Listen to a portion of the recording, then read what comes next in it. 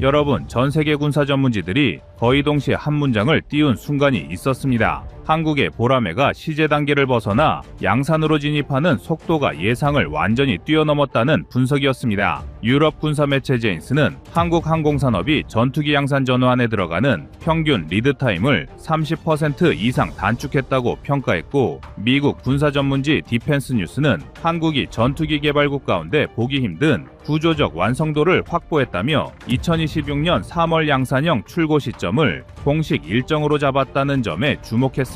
이 두 매체가 공통적으로 강조한 핵심은 한국이 양산 전환 과정에서 나타내는 비정상적인 속도와 안정성이었습니다. 시제기 비행에서 양산형 출고까지 통상 5년 이상 걸리는 글로벌 표준과 달리 한국은 약 3년 만에 양산 일정이 확정됐고, 그 근거가 국내 업체 수백 곳의 공급망 안정화와 자동화 기반의 조립 기술이라고 분석했습니다. 실제로 공개된 국내 자료에서도 2023년 양산 결정 이후 2028년까지 40대를 모두 공급하는 4조 4천억 원 규모 프로젝트가 계획대로 진행되고 있으며, 양산 초기 20대는 2조 4천억 원, 추가 20대는 약 2조 원에 계약된 것으로 나타났습니다. 이 수치가 외신을 놀라게 만든 이유는 F-35의 초기 양산 단가가 대당 약 3천억 원에 육박했던 기록과 정면으로 대비되기 때문입니다. 자동화 로봇 라인을 새로 구축하면서도 단가 상승 없이 양산 체계를 고정했다는 점은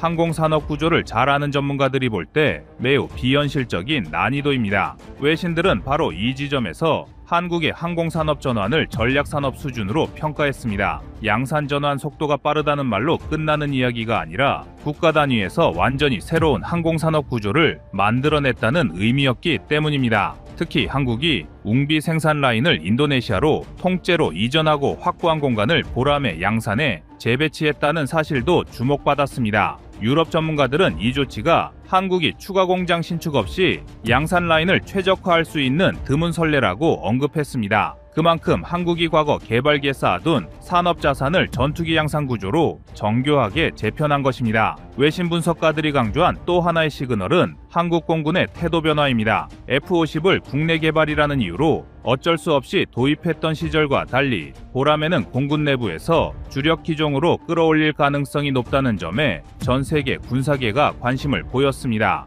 이미 공군에서 대외적으로 밝힌 F-35 추가 도입 규모가 감축되는 흐름과 맞물리며 한국 자체 전투기 체계의 비중이 빠르게 확대될 것이라는 전망도 나왔습니다. 더 정확히 말해 4.5세대급 전투기는 한국의 동무대가 될 것이라는 전망이 지배적입니다.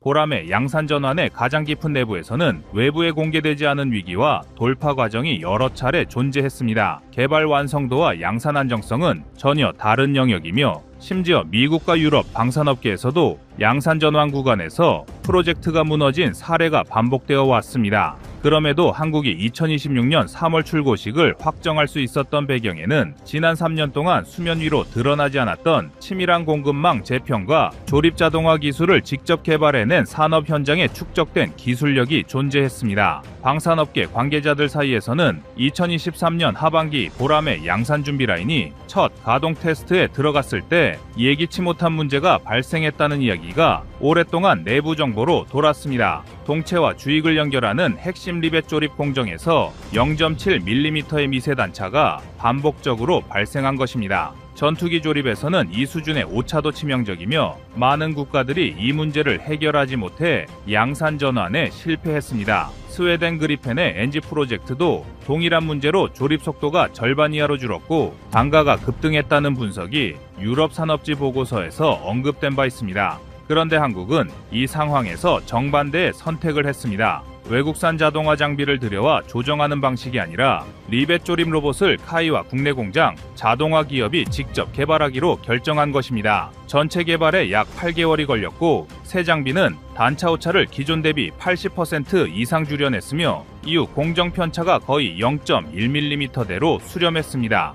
국내 언론에서도 보도된 바 있는 자동 조립 로봇, 그리고 동체 3분할 구조를 자동 연결하는 시스템은 바로 이 사건의 후속 조치로 만들어졌습니다. 자동화 로봇이 개발된 배경에는 공급망 위기까지 겹쳤습니다. 2023년 말 유럽 부품 업체 한 곳이 생산 라인 화재로 납품을 6개월 이상 중단한다는 통보를 보내왔습니다. 이 부품은 연료계통 구성 요소로 성능과는 크게 관련 없어 보이지만 전투기 조립에서는 한 부품이 없으면 전체 공정이 멈추는 구조이기 때문에 양산 전체가 지연될 수도 있는 상황이었습니다. 한국이 단기간에 자체 부품 개발팀을 따로 꾸린 이유가 바로 여기에 있었습니다. ADD 출신 엔지니어, 산학 출신 연구자, 카이 내부 조립 공정 책임자들이 비공개 TF를 만들어 이 부품을 국내 조달 방식으로 전환했고 이 작업은 약 4개월 만에 완료됐습니다. 방산업계 전문가들은 이 속도를 보고 한국이 전투기 산업에서 보기 힘든 민첩성과 구조적 대응력을 동시에 확보한 첫 국가라고 평가했습니다. 미국과 유럽이 두려워하는 것도 바로 이 구조 변화입니다. 미국은 F-35 공급망 구축에만 10년 이상이 걸렸고 현재도 150개 이상의 부품을 외국에서 조달해야 하는 의존도가 존재합니다. 유럽은 더 심각해 팬텀 부품 단종 사태로 독일 공군이 유지비를 2배 이상 소모해야 한다는 내용이 독일 언론에 보도된 적도 있습니다. 반면 한국은 보람의 양산을 위해 부품 국산화를 단계적으로 확장하며 공급망을 안정화했고 지금은 구조 자체를 장기 유지 가능하게 확립한 매우 드문 국가가 됐습니다. 양산 체계가 안정되면서 나타난 효과는 속도만이 아니었습니다. 양산 단가가 일정하게 고정되기 시작했습니다. F-35는 초기 단가가 3천억 원 수준에서 이후 대량 생산을 거쳐 1천억 원대까지 내려왔지만 그 과정에서 10년 이상의 시간이 소요됐고 부품 재고 부족으로 인한 생산 중단이 여러 차례 있었습니다. 반면 보람에는 초도 양산 40대 전체 비용이 4조 4천억 원이기 때문에 대당 평균가는 약 1,100억 원대에 해당합니다. 이는 시제기 단계에서 바로 양산 최적화를 적용한 덕분입니다. 하지만 방산업계 내부 분석에 따르면 발주량이 80대를 넘기면 단가는 900억 원대까지 떨어질 수 있다고 전망했고 이는 글로벌 4.5세대 전투기 중 가장 경쟁력 있는 수준입니다. 한국이 이 가격대를 유지할 수 있는 구조적 이유는 자동화 조립 라인이 스스로 생산량을 조정할 수 있기 때문입니다. 해외에서는 이제 한국을 전투기 시장의 변수로 보지 않습니다. 완전히 새로운 권력으로 보기 시작했습니다. 이스라엘, 인도, 터키, 아르헨티나가 양산의 벽을 넘지 못해 주저앉았고 스웨덴조차 부품 70%가 해외 의존이라 단가가 1,800억 원대까지 폭등해 생산이 사실상 멈춘 상황에서 한국만은 전혀 다른 길을 열어버렸습니다. 2023년 이후 보람에는 핵심 장비뿐 아니라 연료 배관 같은 비전략적 부품까지 국산화해 공급망 리스크를 거의 제거했고 그 결과 양산 일정이 흔들리지 않는 세계에서도 드문 안정성을 확보했습니다. 외신들이 한국을 전투기 개발국이 아니라 전투기 산업국으로 격상해 평가하는 이유가 여기에 있습니다. 2026년 3월 양산형 출고식이 단순한 행사가 아니라 세계 군사 산업 지형을 뒤집는 장면으로 예고되는 이유도 명확합니다. 한국은 공정 하나 고치는데 6개월씩 소모하던 미국식 구조를 완전히 뛰어넘었고 이제는 가장 빠른 납기, 가장 낮은 유지비라는 두 가지 황금 조건을 동시에 가진 거의 유일한 국가가 됐습니다. 필리핀과 아랍에미리트가 먼저 손을 내미는 이유도 바로 이 신뢰입니다. 전투기 양산 능력은 이제 한국의 새로운 외교 카드입니다. 필요한 국가들이 먼저 한국을 찾는 구조, 과거엔 상상도 못했던 일이 지금 현실로 바뀌고 있습니다.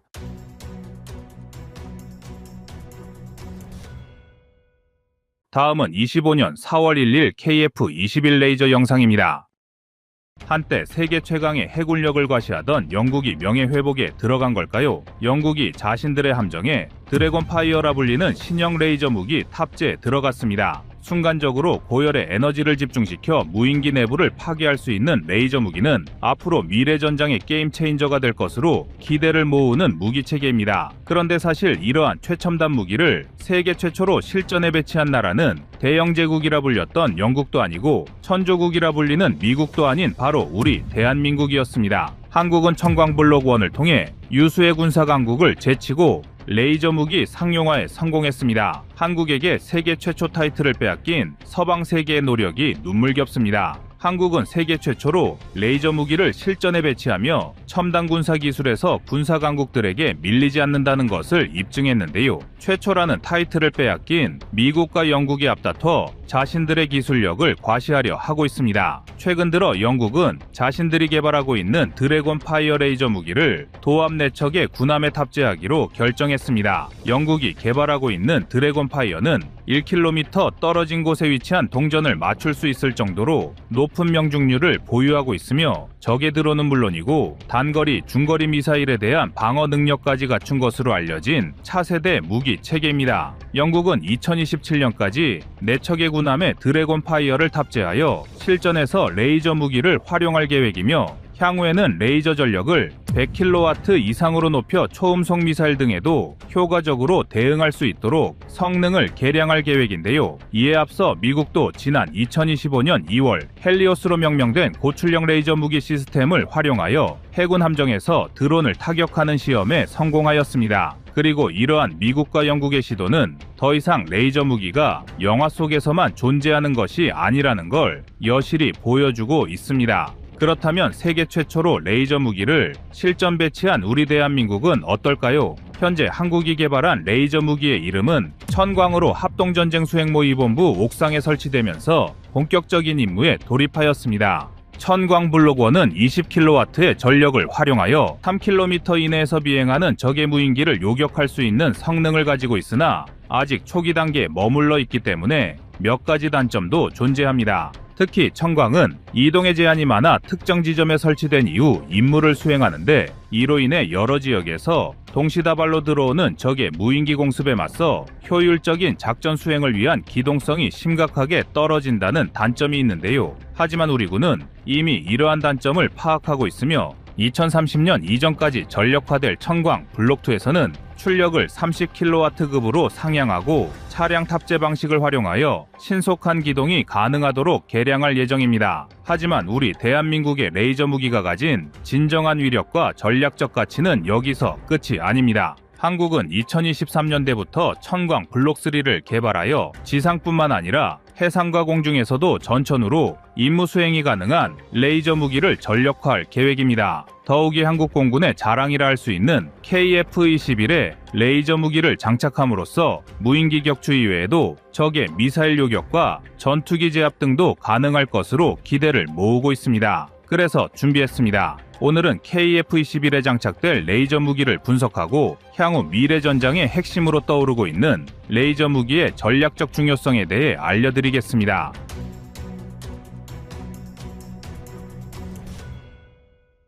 전투기에 레이저 무기를 장착하는 것은 비단 한국뿐만 아니라 수많은 군사 강국들의 오랜 목표였습니다. 일례로 세계 최고의 군사 기술을 보유한 미국은 F-35, F-15 등의 각종 레이저 무기 시스템을 장착하여 적의 미사일 등을 요격하는 방안을 연구하고 있습니다. 그리고 최근 들어 여러 나라에서 레이저 무기를 활용하여 적의 무인기나 미사일을 요격하려는 것은 경제적인 이유 때문입니다. 값싼 무인기를 지대공 미사일로 요격하거나 전투기에 공대공 미사일로 요격하는 것은 비용 측면에서 매우 비효율적입니다. 한국이 자체적으로 개발한 청웅2만 하더라도 요격 미사일의 한 발당 가격은 10억 원을 가뿐히 넘기며 이조차도 미국의 패트리엇보다 3분의 1에 불과한 가격이라 가성비가 좋다는 평가를 받습니다. 하지만 한국을 위협하는 북한의 무인기는 대당 가격이 5천만 원도 하지 않는데요. 북한은 러시아의 란체3와 유사한 자폭 드론을 공개한 바 있는데 란체3의 가격은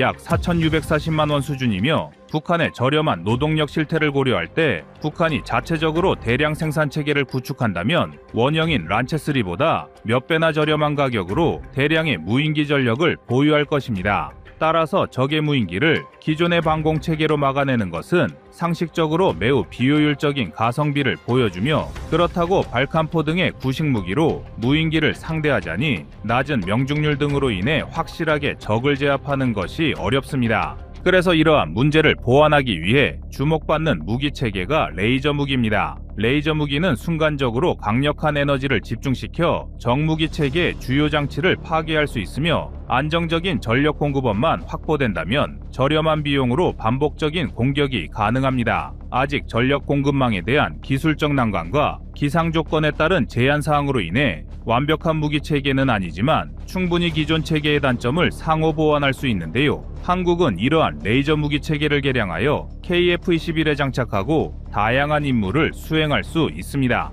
한국은 2030년대부터 천광 블록3를 통해 전투기용 레이저 무기를 실전 배치할 계획이며, 이러한 개발 일정이 정상적으로 진행된다면 우리 군은 공중전력에서 상당한 전략적 이점을 얻습니다. 먼저 미사일 요격 작전의 효율성이 극대화될 수 있습니다. 적의 탄도미사일 등을 요격하는 가장 좋은 방법은 상승 단계에서 무력화하는 것입니다. 일반적으로 종말 단계에서 적의 미사일을 요격하는 기존의 방어 체계와 달리 적 미사일이 상승하는 단계에서 요격 작전을 수행할 수 있게 되면 다층적인 방어망을 구성할 수 있고, 미사일 요격 시 발생하는 파편에 의한 부수적 피해 확률을 원천 차단할 수 있다는 장점이 있는데요. 이를 위해 한국은 별도로 상승 단계 탄도탄 요격 체계를 개발하고 있지만, 요격 미사일을 활용하면 KF-21에 장착할 수 있는 무장량에 한계가 있습니다. KF-21은 무장 장착을 위한 하드 포인트를 11개 가지고 있는데, 여기에 모조리 요격 미사일만을 장착할 수는 없습니다. 적 전투기와의 교전을 위해 별도로 중단거리 공대공 미사일 등도 장착해야 하고, 작전 시간을 증대하려면 보조 연료 탱크를 장착하는 경우도 있기 때문에 이를 감안하면 실질적으로 한 대에 KF-21에 장착할 수 있는 요격 미사일의 수량은 그리 많지 않습니다.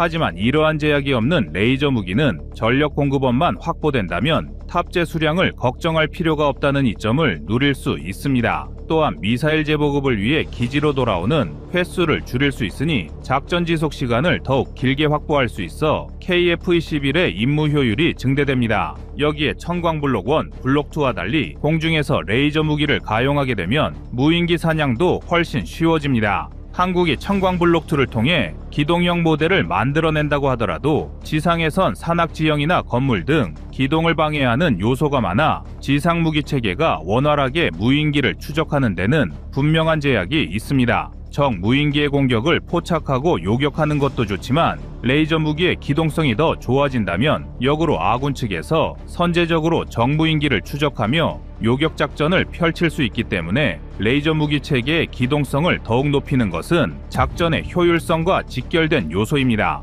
그런데 KF-21은 우수한 비행 능력과 기동성, 작전 범위를 가지고 있기 때문에 지상형 무기보다 더욱 기민하게 적을 추적하고 요격할 수 있습니다. 따라서 한국의 KF-21이 레이저 무기를 장착한다면 탄도미사일과 같은 적의 중장거리 미사일을 요격하는 것 이외에도 북한군의 무인기까지 일거에 쓸어버릴 수 있게 될 것입니다. 또한 전투기가 공대공 레이저 무기를 장착하게 되면 미사일이나 무인기에 대한 대처 능력 이외에도 적 전투기와의 공대공 전투에서도 전략적으로 활용할 수 있습니다. 현실적으로 천광블록3나 미국, 영국의 후속 레이저 무기가 상용화되더라도 직접적으로 적 전투기를 격추하는 것은 무리입니다. 하지만 현대 전투기에 장착된 수많은 전자장비와 센서를 공략하여 적의 전투력을 감소시키고 이를 통해 공중전의 우위를 점하는 것은 가능합니다. 일례로 중국은 자신들의 전투기에 적외선 카메라를 장착한 다음 적 전투기의 미세한 움직임을 포착하여 인간 조종사가 예측하지 못했던 움직임도 파악이 가능하다고 주장합니다. 하지만 그러면서도 적의 레이저 무기 등으로 인해 전투기에 탑재된 카메라가 멈출 수 있다는 단점을 직접 언급할 정도이며,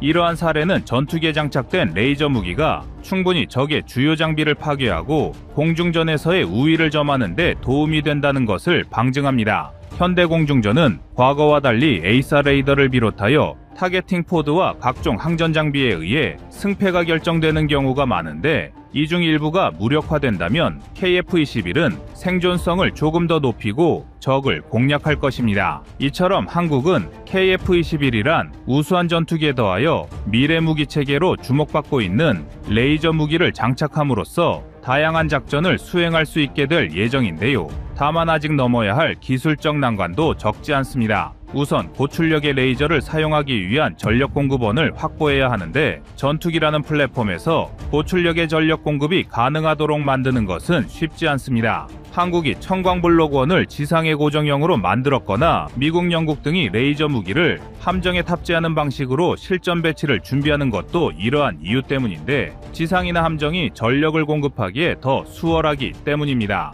따라서 한국은 전투기 플랫폼 안에서 레이저 무기에 대한 전력 공급 방식을 고민할 필요가 있는데요. 한국이 이러한 난제를 극복하고 전투기에 레이저 무기를 장착한다면 전 세계 공중전 패러다임을 선도하는 국가로 올라설 것입니다. 과거 한국은 전투기뿐만 아니라 전차, 자주포 등에서 명백한 후발주자였습니다. 하지만 수십 년 동안의 기술 개발과 발전은 이제 대한민국이 새로운 분야에서 선두주자로 나아갈 수 있는 밑거름이 되었습니다. 비록 20세기엔 후발주자의 위치에서 미국과 유럽을 따라가는 것이 목표였으나 2020년의 한국은 오히려 세계 최초로 레이저 무기를 실전에 배치하면서 첨단 무기 개발의 신흥 강자로 올라섰습니다. 전투기에 장착될 레이저 무기도 마찬가지인데요. 아무도 한국이 레이저 무기를 최초로 배치할 것이라 기대하지 않았지만 끝내 이뤄낸 것처럼 전투기에 장착될 공대공 레이저 무기도 한국이 세계를 선도하는 모습을 기다리겠습니다.